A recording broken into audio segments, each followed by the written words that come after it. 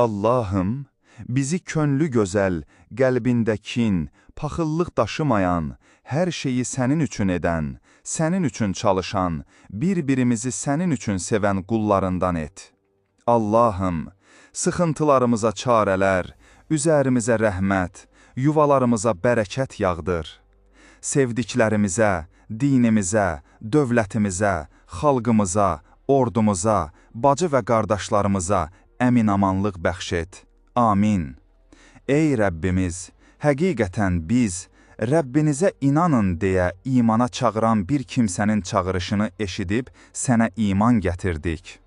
Ey Rəbbimiz, indi günahlarımızı bizə bağışla, təqsirlərimizdən keç, böyük günahlarımızı bağışla, kiçik günahlarımızın üstünü ört və canımızı yaxşı əməl sahibləri ilə bir yerdə al.